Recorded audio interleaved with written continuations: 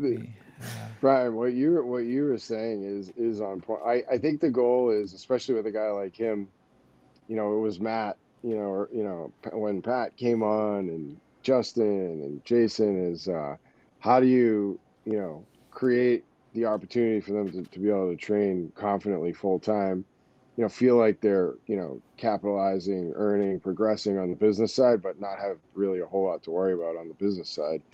And because that part is like, that's a foreign language to a lot of those guys. It's just like, it's why, it doesn't matter if it's me or not, that, anyone who, has designs on success should get help, it's just, but yeah, he, But what's the special about him, or what's special about Medeiros? Like, I. So you had Matt, and you had this playbook for Matt, and then like, and I'm not saying playbook like you punched him into some fucking mechanical model. I mean, my playbook was Matt was, get with Matt and then just, win 5 CrossFit games and I'll be here to help you, buddy. So and it's an art form, right? Because you are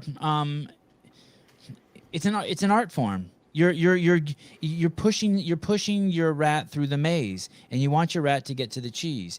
And so now you have these two other guys, but you already have one successful rat you've pushed through the maze. I should probably use a better metaphor, sorry, just because the word rat's so bad. But and it's cool, and you've done an amazing job. Are is it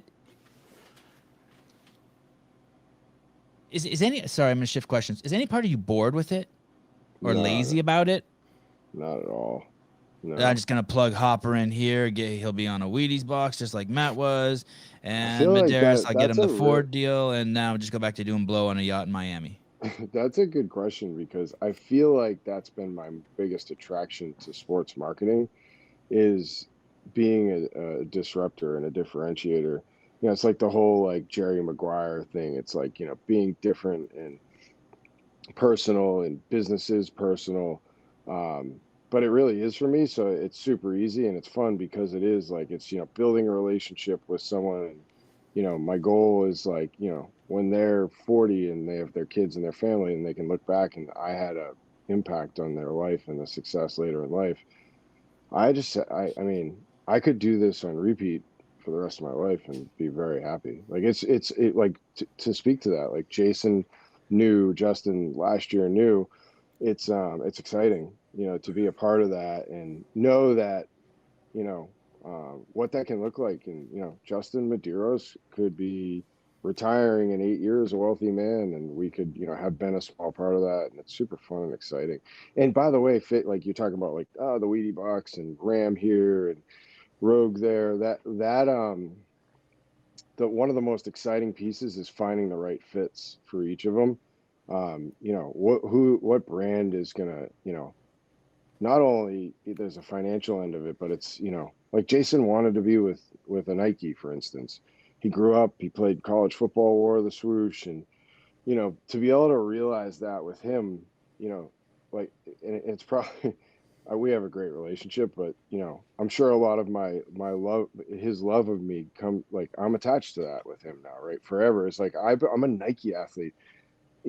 Maybe people don't relate to that, but if you're a kid with that, like the biggest brand in sport history now is paying Jayson Hopper to to market them. That's a really big deal to some people. So those right fits are really fun, and there's like super cool brands that are huge goals of these kids. Like Rogue's a big goal for these guys.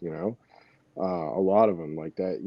Another cool thing Bill and Katie have done is just people that they associate with as rogue athletes. That's a huge badge of honor. So Um, yeah, I mean it's exciting. do you ever do that? Like one of your athletes wouldn't get invited to Rogue, and you call Bill up, and you're like, "Yo, how about an invitation for Hopper? I know he took 27th at the games, but how He about an didn't. invitation He for took him? a. He took what 19th. He's Just going to. checking, He's just going checking. to. He's going to road. Did you have Um, to swing a deal for that? Did you have to call in a no, favor to Bill and Katie? that's not how it works with those guys. You can try that if you want, but that's not.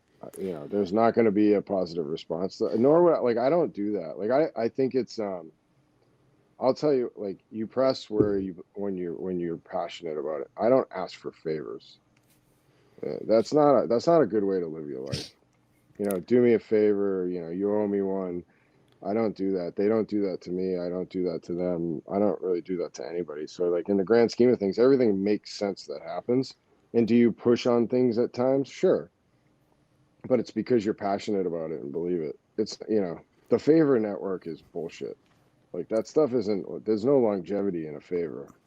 You know, they, like, some people say, like, oh, that's an opportunity. He'll get on the floor and win the event. Yeah, you know, everything's earned. I like it. So as opposed to you like calling us and being like, "Hey, my brother just got out of jail. He's really down. Would you have him on the podcast? You know, and do me a favor." Instead of doing that, you might be you. Yeah, you're right. That doesn't work. Instead, you might be like, "Hey, dude, my brother's got this amazing story. He just got out of jail. He was convicted wrongly for robbing 35 banks. He only robbed 32. Do you want to have him on?" And I'd be like, "Holy shit! Now I owe you a favor." That's it. That's some high test sales right there, Sevan. You're ready.